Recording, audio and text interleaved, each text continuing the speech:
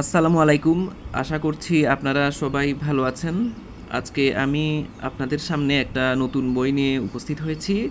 আপনারা যারা সরকারি জবের প্রিপারেশন নিচ্ছেন কিংবা যারা আইএলটিএস এর প্রিপারেশন নিবেন কিংবা যে কোনো বিষয়ে আপনারা ইংলিশের প্রিপারেশন নিচ্ছেন, তো তাদের জন্য আজকের ভিডিওটা খুবই গুরুত্বপূর্ণ। আজকের একটা বই সম্পর্কে আমি রিভিউ দিব এবং এটা সম্পর্কে একটু ডিটেলস বলবো যে আপনারা বইটা কিভাবে পড়তে পারেন। এটা হচ্ছে ওয়ান প্লাস পাবলিকেশনসের, আপনারা দেখতে পাচ্ছেন ওয়ান প্লাস পাবলিকেশনসের বইটার নাম হচ্ছে কম্পিটিটিভ এক্সামস ভোকাবুলারি।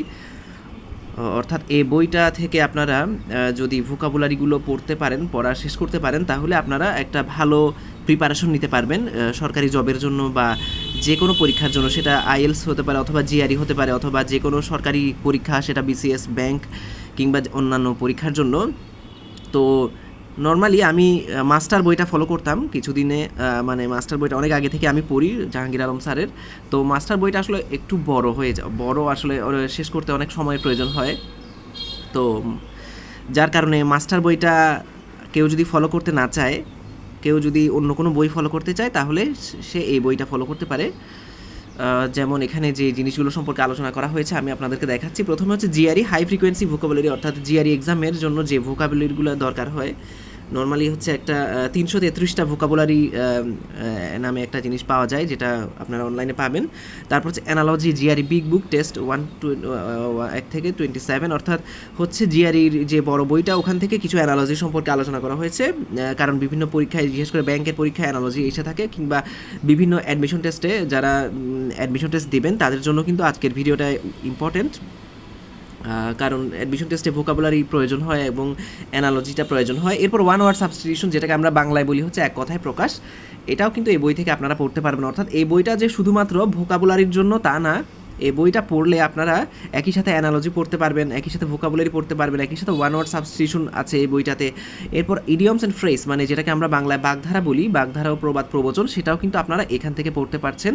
তারপর স্পেলিং টেস্ট, অর্থাৎ যে অনেক সময় পরীক্ষা এসে থাকে which one of the following is correctly spelled, কোন স্পেলিংটা সঠিকভাবে করা হয়েছে, এটা এরকম। এরপর ফরেন ওয়ার্ডস, কিছু বিদেশি শব্দ আছে কিংবা কিছু ল্যাটিন শব্দ থাকতে পারে, কিছু স্প্যানিশ, কিছু গ্রিক শব্দ, এগুলো কিন্তু পরীক্ষায় চলে আসে এবং বলে যে এগুলোর অর্থ বলতে। যেমন হচ্ছে আমরা বলে থাকি এনবি, এনবি মানে হচ্ছে নোটা বেনে, এটা আমরা বলে থাকি, যেটাকে বাংলায় বলা হয় বিশেষ দ্রষ্টব্য। এরকম কিছু শব্দ আমরা ইউজ করে থাকি। তারপর হচ্ছে addition of all question held to 24 grade 9 to 20, অর্থাৎ এখানে আরও মানে পূর্বের যে নিয়োগ পরীক্ষা হয়েছে সেগুলোর প্রশ্নও কিন্তু এখানে দেওয়া হয়েছে। তো এই বইটা আসলে ভোকাবুলারির জন্য শুধুমাত্র না, এখানে আরও অনেক কিছু আপনারা পেয়ে যাচ্ছেন। তারপর আরও কিছু লেখা আছে হাউ দিস বুক ডিজাইন, এই বইটা কীভাবে সাজানো হয়েছে দেখেন। GRE 333 high frequency vocabulary with Bangla, অর্থাৎ বাংলা অর্থসহ এখানে লেখা হয়েছে। এরপর সিনোনিম অ্যান্টোনিম, যেটা খুবই গুরুত্বপূর্ণ, বিভিন্ন নিয়োগ পরীক্ষার পাশাপাশি অ্যাডমিশন টেস্টেও কিন্তু এই সিনোনিম অ্যান্টোনিমগুলো এসে থাকে। তারপর হচ্ছে জিআরই অ্যানালজি, এক্সপ্লেনেশন অ্যানালজি খুবই গুরুত্বপূর্ণ যে কোনো পরীক্ষার জন্য। এখানে হচ্ছে আপনার কাপলান জিআরই অ্যান্ড ইন্ডিয়া বিক্স, অর্থাৎ ইন্ডিয়ার যে ওয়েবসাইটগুলো সেখান থেকে কিন্তু পরীক্ষায় দেওয়া হয়ে থাকে, তো সেগুলো কিন্তু এখানে সুন্দরভাবে উল্লেখ করা হয়েছে। তারপর হচ্ছে ওয়ান আওয়ার সাবস্টিটিউশন, যেটা আমরা আগেই বললাম, এটা হচ্ছে আগারওয়ালের বই থেকে কিছু এবং কিছু ওয়েবসাইট থেকে এখানে সংকলন করা হয়েছে। যার কারণে এই বইটা যদি আপনারা পড়েন, আপনাদেরকে আর কোনো সোর্স থেকে না পড়লেও হয়ে যাবে। তারপর দেখেন যে high frequency spelling with Agarwal book and website, আগারওয়ালের বইটা খুবই পপুলার এবং এখান থেকেই যারা যারা প্রশ্ন করেন তারা এই বইটাকে রেফারেন্স হিসেবে নিয়েই কিন্তু প্রশ্ন করে থাকেন। তো এই কারণেই বলছি যে ওয়ান প্লাস পাবলিকেশনসের বইটা খুবই গুরুত্বপূর্ণ এবং খুবই ভালো লেগেছে আমার কাছে। তারপর হচ্ছে all bank previous real question, অর্থাৎ ব্যাংকের যে প্রিভিয়াস কোয়েশ্চেন হয়েছে সেগুলো এক্সপ্লেন করে দেওয়া হয়েছে, যেগুলো হচ্ছে আপনাদের কাজে লাগবে, কারণ ব্যাংক থেকেও কিন্তু প্রিভিয়াস প্রশ্ন রিপিট হয়ে থাকে। তারপর হচ্ছে all BCS and other previous real question explanation, অর্থাৎ বিসিএস পরীক্ষা এবং অন্যান্য নিয়োগ পরীক্ষার প্রশ্নও কিন্তু এখানে দেওয়া হয়েছে। All admission test real question, অর্থাৎ শুধুমাত্র যে নিয়োগ পরীক্ষার প্রশ্ন তা না, এখানে অ্যাডমিশন টেস্টের প্রশ্নও কিন্তু দেওয়া হয়েছে। এরপর IBA, MBM admission test real question explanation.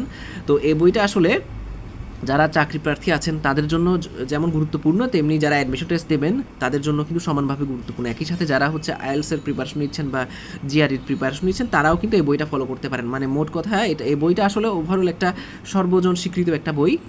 তো এই বইটা আপনারা আসলে দেখতে পারেন। আমি আপনাদেরকে বইটা উল্টে দেখাচ্ছি। বইটা রিসেন্টলি আমি কিনেছি, আমার এক বড় ভাইয়ের সাজেশন ছিল। এই যে এটা হচ্ছে ইউসুফ আলী স্যারের লেখা। উনি আরও বেশ কিছু বই লিখেছেন, যেমন ফোকাস রাইটিং ব্যাংকের এগুলো লিখেছেন। এখানে যেমন দেওয়া আছে যে ভোকাবুলারি রিভিউ 2023 থেকে 24, অর্থাৎ 23 এবং 24 সালে যে ভোকাবুলারিগুলো পরীক্ষা এসেছে সেগুলো কিন্তু এখানে রিভিউ করা হয়েছে। আর আপনারা এখান থেকে যেটা দেখতে পারবেন সেটা হচ্ছে কি কী কী প্রশ্ন রিপিট হয়, প্রশ্ন রিপিট হওয়ার যে ধরনটা বা হারটা, রেটটা আপনারা দেখতে পারবেন যে কী পরিমাণ প্রশ্ন রিপিট হয়ে থাকে, সেটা আপনারা এখান থেকে বুঝতে পারবেন। তারপর দেখেন এখানে যেটা বলা হচ্ছে যে আরও কিছু জিনিস, যেমন শিক্ষক নিবন্ধন পরীক্ষা, বিসিএস প্রিলিমিনারি এবং হচ্ছে গিয়ে আরও প্রাইমারি সহকারী শিক্ষক নিয়োগ এবং কম্বাইন্ড ব্যাংকের যে পরীক্ষাগুলো আছে। এরপর হলো গিয়ে দেখেন লাস্টের দিকে ব্যাংক বহির্ভূত নবম গ্রেড থেকে 20তম গ্রেড, অর্থাৎ ব্যাংক ছাড়া বাকি যে নিয়োগ পরীক্ষাগুলো হয় সেখানেও কিন্তু প্রশ্ন রিপিট হয়ে থাকে উল্লেখযোগ্য পরিমাণে, যেমন Bangladesh railway sub assistant engineer, Bangladesh বিদ্যুৎ উন্নয়ন বোর্ড। তারপর এখানে আরেকটা জিনিস যেটা দেওয়া হয়েছে সেটা হলো এই যে জিআরই হাই ফ্রিকোয়েন্সি যে ভোকাবুলারিগুলো সেগুলো খুবই গুরুত্বপূর্ণ, এগুলো আপনারা পড়ে নেবেন। আমি আমার ইউটিউব চ্যানেলে আরও কিছু ভিডিও আপলোড দিব এই ব্যাপারে। তারপর হচ্ছে কিছু রিয়েল টেস্ট দেওয়া আছে যেগুলোর সাহায্যে আপনারা নিজেদেরকে যাচাই করতে পারবেন, এবং জিআরই বিগ বুক যেটা, সেখান থেকে কিন্তু এখানে উল্লেখযোগ্য পরিমাণে প্রশ্ন দেওয়া হয়েছে। এরপর হলো এই যে রিয়েল টেস্ট দেখতে পাচ্ছি আমরা। এরপর বাংলাদেশ ব্যাংক এবং সরকারি বেসরকারি ব্যাংকের প্রশ্ন এবং বিসিএসের প্রশ্ন দেওয়া হয়েছে।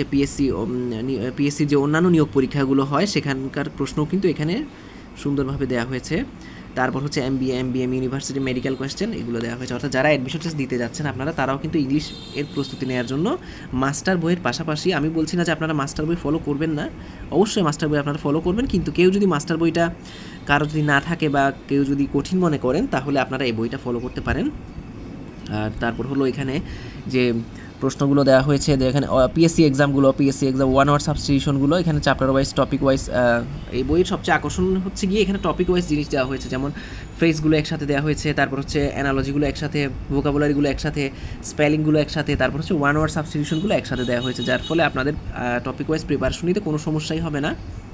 তারপর এক্সট্রা কিছু জিনিস এখানে দেওয়া হয়েছে, দেখেন বোনাস হিসেবে লেখা, সেটা হচ্ছে নাম্বার, জেন্ডার, অর্থাৎ গ্রামারের যে অংশগুলো। তারপর হচ্ছে প্রাইমারি প্রিলিমিনারি কোয়েশ্চেন, এনটিআরসি মানে হচ্ছে শিক্ষক নিবন্ধনের যে প্রশ্নগুলো।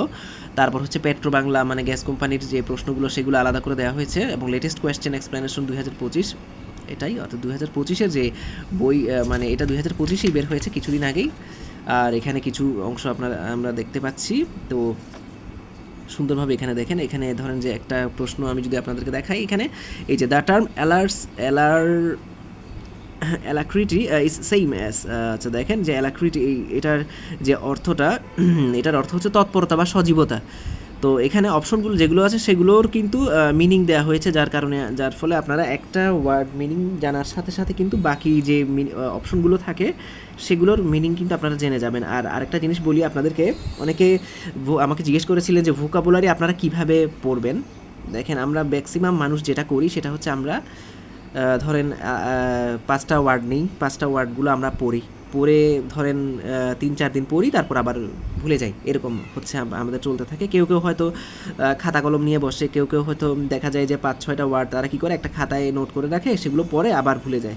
তো আসলে এভাবে কিন্তু আসলে ভোকাবুলারি মনে রাখাটা খুবই কঠিন, কারণ হচ্ছে আমাদের অনেক কাজ থাকে, আমাদের হচ্ছে গিয়ে আরও ভোকাবুলারি প্রয়োজন হয়, যে প্রতিদিনই কিন্তু আমাদেরকে ভোকাবুলারি শিখতে হয়। আজকে 5টা বা কালকে 5টা এভাবে করে করে কিন্তু আমরা যতই দিন যাবে আগের পড়াগুলো আমরা ভুলে যাব। তো আমার যে সাজেশন থাকবে আপনাদের প্রতি, যে সেটা আপনারা কীভাবে ভোকাবুলারিটা মনে রাখবেন, আমার যে সাজেশন সেটা হচ্ছে, মনে করেন আজকে আপনি 5টা ভোকাবুলারি পড়লেন, এখন ধরেন আপনার একটা ওয়ার্ড হচ্ছে গিয়ে ক্রিটিসাইজ মানে হচ্ছে এটাকে বাংলায় বলে সমালোচনা। এটা ধরেন আপনি আজকে ক্রিটিসাইজ এই ওয়ার্ডটার অর্থ আপনি জানলেন, এরপর আরও 5-6টা ওয়ার্ড আপনি পড়লেন, এরপর ধরেন 1 সপ্তাহ পর আপনি কি ভুলে যাবেন, সেটা দেখা যাবে আপনি সবগুলোই ভুলে গেলেন।